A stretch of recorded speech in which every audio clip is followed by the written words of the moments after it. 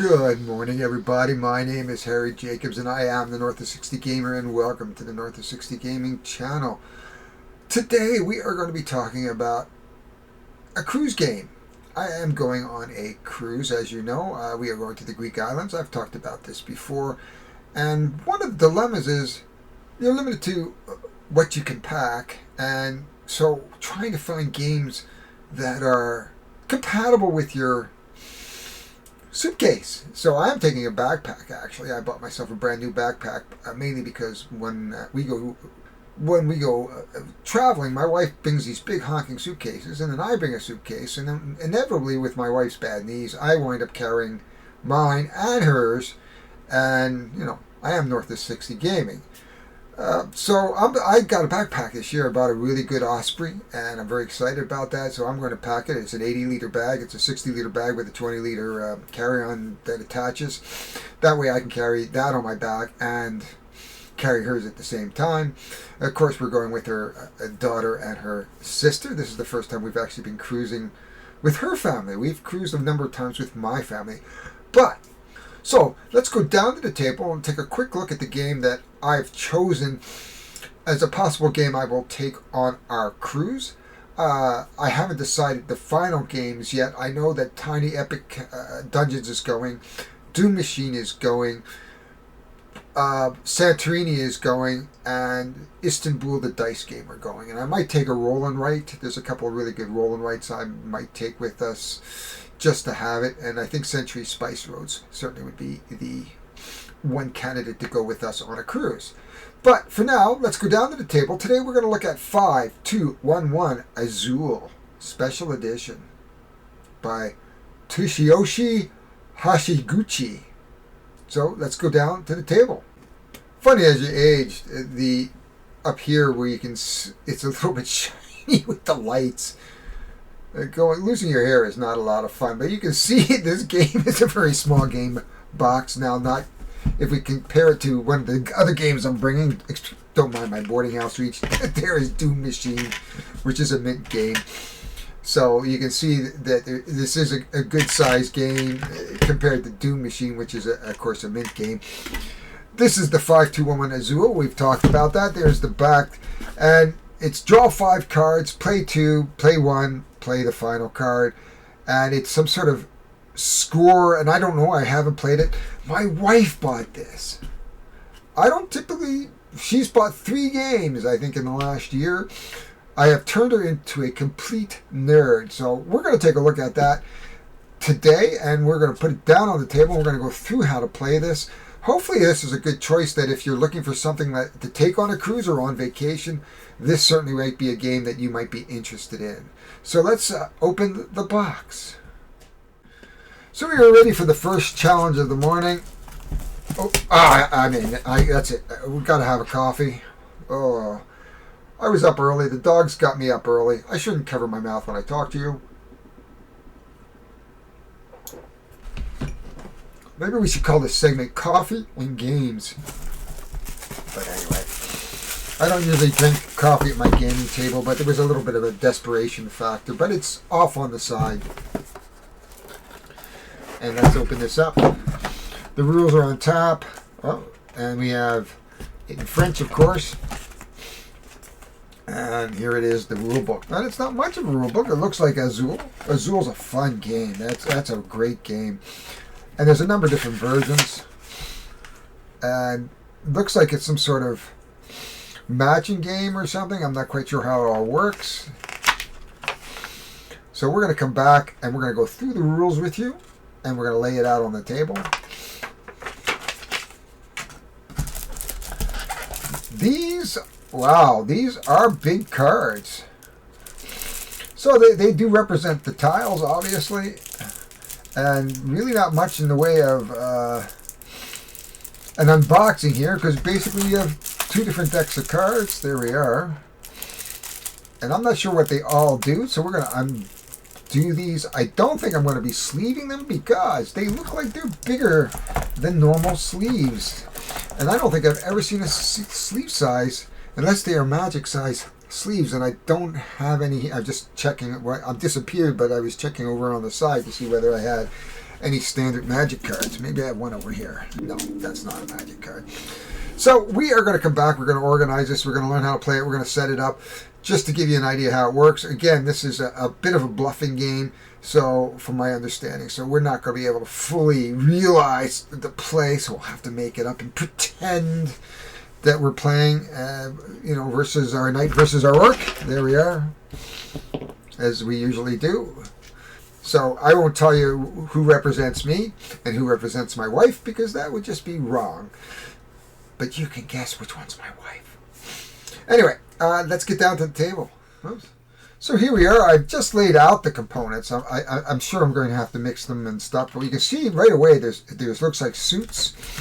And it looks like there's a number value, 2, 3, 4, 5, and a rooster by the looks of it, some roosters. So I'm not quite sure how this all works together as a game. I'm sure I'm going to have to mix these up really, really well. I haven't explored yet what size sleeves they are, and I suspect if I put sleeves in here, there will be no room for the cards, which would be unfortunate. But I mean, I like the fact that they gave you a little tray, which is nice. Most games would be just cards thrown in a box. This one has a game. I don't think there's anything under it. No. So, no scoring ties or anything. But I mean, this game was $22. And that was at our local store. But anyway, let's continue on this adventure and see how this all goes together. So certainly as we shuffle the cards, the best way to shuffle cards when you're doing this kind of a game, really, and when you have all these close together cards like that, and these cards are a bit sticky, so I'm not really keen on the finish. I'm hoping that I can find some sleeve sizes.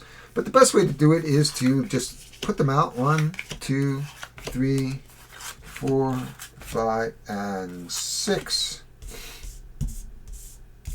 And then just come across again. Now, we might have to do this at least twice, or maybe twice, at least for the first time as we get mixed.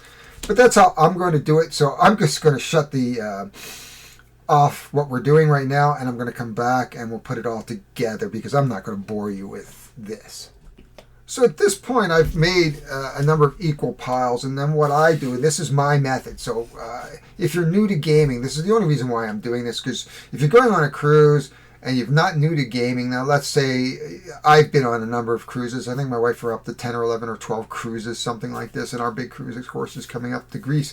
And most people are on a ship are my age or older. I used to be one of the youngest people cruising. When we started cruising in our 50s, or I did, and now we're right there in that average cruiser age, and retired at in their 60s and 70s, 80s, and I was with these wonderful couple, a cruise in our transatlantic, and they were like the most energetic 90-year-olds I have ever seen. Anyway, so what I would normally do is I would take the first pile, and then I would shuffle it, give it a good shuffle. And then I would take the second pile, and then I would put it in with the first pile and give that all a good shuffle. And I would do that one mini deck at a time, and just so that we could get a really good distribution. Anyway, let me finish this off. We'll come right back.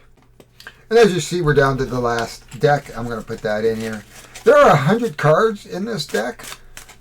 So depending on your player count, and since we're only going to really be simulating a 2-player game, the first thing, once I shuffle, now what I usually do is I take a check through looking for distribution, and you can see the distribution is still not really, really good yet. It's better, but not really good. So we're going to have to do some more shuffling.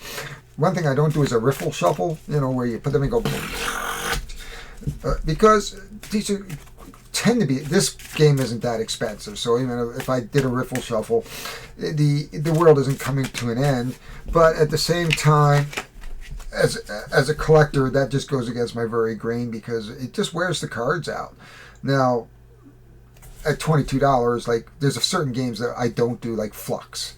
There's a $20, $25 box of games that, it's easily replaced. So this is a good, what I think is going to be a really great game to play in a bar. Anyway, let me finish off the shuffling. And then once we're done shuffling, what I'm going to do is I'm going to take 10 cards off the top, and we're going to put them in the tray, and that is it till the and we won't be using them. So depending on the number of players, and we can certainly bring that out in the rules. There we go. Right there in the setup. You can see that for 2 players, we're going to remove 10. For 3 players, we're going to remove 13. For 4, we're going to leave all 0 to remove. So 4 players, we're not going to remove any cards. And of course, 5, we're going to remove 15. Because this game is played over a number of rounds, and so we want to make sure that there's enough cards for every round. Anyway, so let me finish off the shuffling because I didn't like the distribution. And then we're going to come back, remove 10 cards, and start playing. So just to show you, this is a standard 63 by 88, 63.5 by 88. A standard Magic. You can see that this is the typical deck size, and that does not fit. I'm not sure if there is a sleeve that would be, it looks like about 65, 66, and probably 92. I don't know. I'll have to look and see if there's a sleeve size like that. And I'll let you know in the video if there is a sleeve size such as that. But now that I've shuffled this all up, the next step, of course, is to take the 10 cards off. So we're going to take off 10 cards. 1. We've taken our 10 cards off, and we're just going to put that off to the side. Sorry about the shadows. I'm trying to get the lighting right here in this little tiny room that I have, and I just never seem to get the lighting exactly the way I want it. I will be switching spots. You can see one of the things, the effect that I get here is that I get a little shifting light here, and I can't figure out how to get rid of that. And it must be due to the change in focus of my cam. But anyway, so we are ready to go. We're going to deal these out, and we're going to play. And we have our knight versus our orc. Normally they would fight like this. But today they're having a friendly match because they are both civilized. So without further ado, we are going to go and play this game.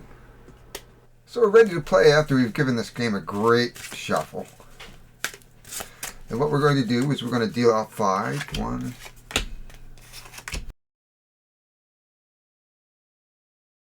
5. We'll just put that right up there in the middle. This game doesn't take up a lot of space. What we're going to do is we're going to look at our cards.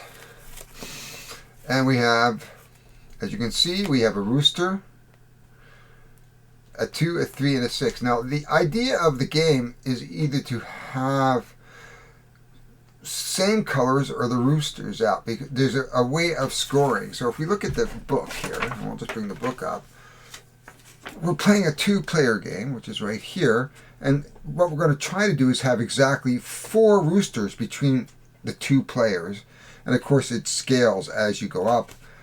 5 if you have 3, 6 if you have 4, and 7 if you have 5 players. If you don't have the 4 roosters, you would go to, the next you would go to is the color majority, and you can see that right there, color majority, and you'd have to have no more than 5 in a 2-player game, 6 in a 3-player game, 7 in an 8. So if you have 5 or less, you're in. So if you have more than 5, though, you don't score. So there's a possibility you may not score, but chances are pretty good. So if we look at what I have here, or I should say the knight has here, he certainly likes the idea of the roosters. So he's going to put his 2 roosters down. Now, we don't show anybody that. And then the orc would look up and go, he kind of likes the idea, whoops. He kind of likes the idea of this, the 4 and the rooster, and he would put that face down. And then at the same time, we would basically flip the cards up.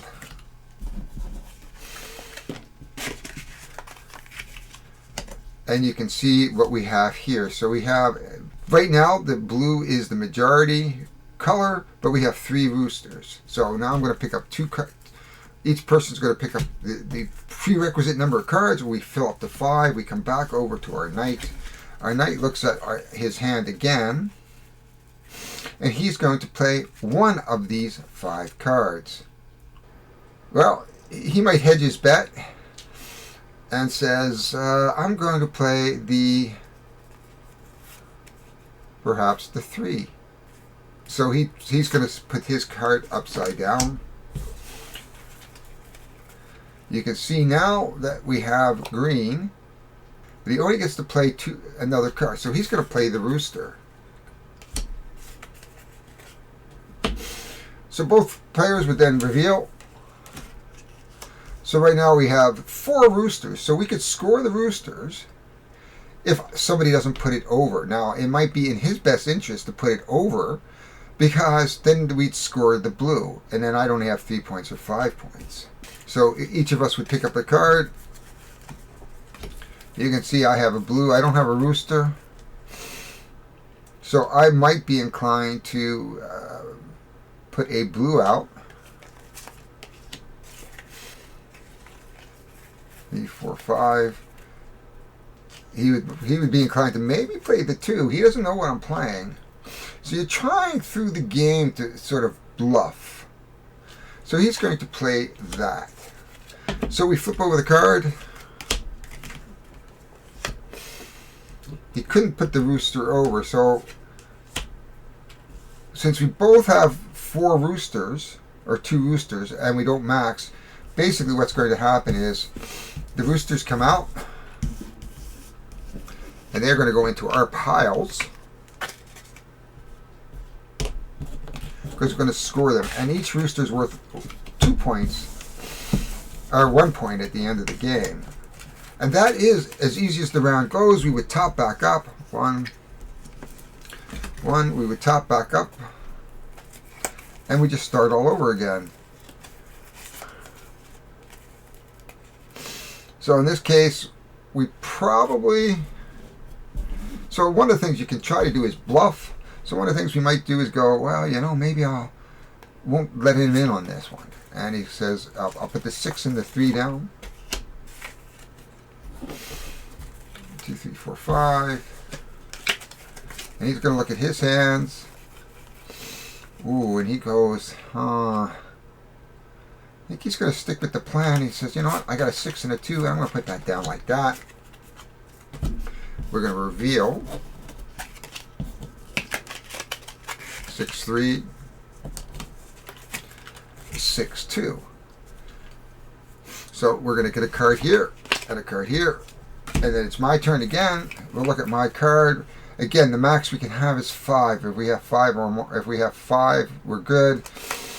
So there's no sense doing a rooster. So he thinks he's just going to go with the light blue, or the light green, I should say.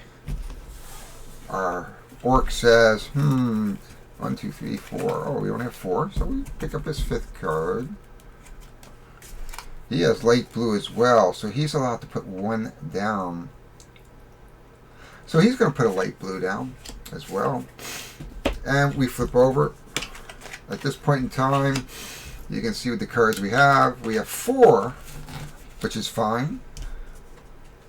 We're going to pick up our card. Same with him. We have 1, 2, 3, 4. He's going to pick up his card. And he looks at it and goes, huh. So he looks at it and decides, well, he doesn't have any more light green. So, but he could play a light blue. But if he plays a light blue, neither would score if there's a tie. So that would be an interesting situation. So he says, you know what, I want to play this rooster. He's looking at it, and he either goes to the light blue. Right now, green is the majority. If he had another green, he'd play that. He could play the light blue. But he goes, well, what is that? If that's a light blue, it could be a wash. But he doesn't know if I have a light blue or not. So in this case, he says, oh, okay, I'm going to play a dark 3. He thinks I'm bluffing. What we do is then turn over our cards. Because we have the majorities tied, we have 3 light blue, 3 green. The only card that scores is the blue. So he actually was smart. And you can see how that game is. And that's as easy as this game plays. Very, very simple game. Is that you're just going to play, have 5 cards in your hand, and you're just going to play 2, 1, 1. You're going to look for the roosters. If you don't have 4 roosters exactly, you're going to compare the majority of your colors. If you have a tie, those for the lead. So in that case, as you saw, we both had 3 of each of the cards. We just gone. So that is how this game plays. Simple, simple, super to take on a cruise. Let's have some final thoughts. So let's jump into some final thoughts. As you see, this was a very quick demonstration of the game. The game is definitely a 555 game. 5 minutes to set up. Not really, about 2 minutes to set up. 5 minutes to learn and about 5 minutes to tear down. Actually, I just whooshed them together, put them in the box, so 2 minutes. But a 555 game to me is a game that I can set up in 5 minutes, learn in 5 minutes, and tear down in 5 minutes, or less than 5 minutes. The box was nice. In fact, nice. I look in here, this is functional. Now, I can't sleeve these as a compulsive sleever. That kind of sets off a lot of alarm bells. But this is my wife's game, and she told me, you're not going to sleeve it. The rules are nice and simple. Now, I am not a big fan of the finish on these cards. They're playing card finish. I like the sort of that linen finish. You get a little better feel in your hand. When you play a lot of games, I guess you can be picky about how your cards feel, I suppose. But I mean, again, it's a $22 game. When you're paying $22 for a game, you're not going to expect the highest quality, and the cards are functional. The theme, okay, it's Azul, the special edition. It's kind of fun to be in the Azul universe, but you could skin this any which way. You could have had a fantasy setting or just a regular kind of deck setting. The fact that it was Azul just gives it that little bit of a branding, perhaps, and gives it maybe an advantage over maybe some other type of a card game. I mean, certainly that's why I bought it. If I was buying this game and we looked at it and said, oh, Azul, 5211, hey, that looks pretty good. Let's buy it. My wife did. And she bought Santorini as well. She's been on a game buying spree. I love my wife. But that is all I can say about this game. It's absolutely simple, absolutely great. You can pack that in a bag. I think it's simple enough that if you wanted to play 2 people on an airplane, you could use these as your discard very easily, and one side being the draw, just to keep it from spilling all over the floor. And then when you're on the cruise ship, you could have up to 5 people playing. So in a bar setting, it's a pretty small footprint, really, just right in front of you. So a very small footprint game. Absolutely wonderful if you're out there on the Jade. I was going to say the Carnival Escape, but unfortunately, if you follow the cruise news, we know what's happening with the Escape. And unfortunately, a friend of mine actually booked one on the Escape for April. Does not look like he's going on a cruise. I guess the good news for him is he's going to get 150% travel vouchers for the next time. And we're still waiting to see whether or not World War III breaks out. So we're hoping not, because we certainly want to go on vacation on our Greek island tour with the NCL Jade. And we've booked Anthem of the Seas for next year, to go across the Atlantic from New York City to Southampton via Portugal and Spain and the Azul Islands. And that is all I can say for now. If you like what you see, certainly please like, click.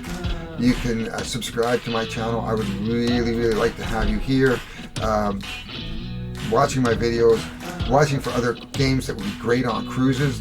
I'm specifically looking for games now that look for cruises and vacations. I'm getting ready to retire, and I hope to do a lot more travel.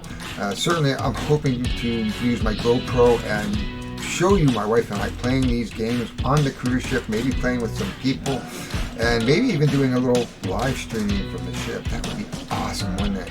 So we'll figure that one out. I don't know if we can actually live stream. Probably can if I use my phone and just use Facebook. But anyway, I'm going to figure that one out. Anyway, my name is Harry Jacobs. I am the North of 60 Gamer. This is the North 360 Gaming channel, and I thank you for joining me today as we play 5211 Azul Special Edition.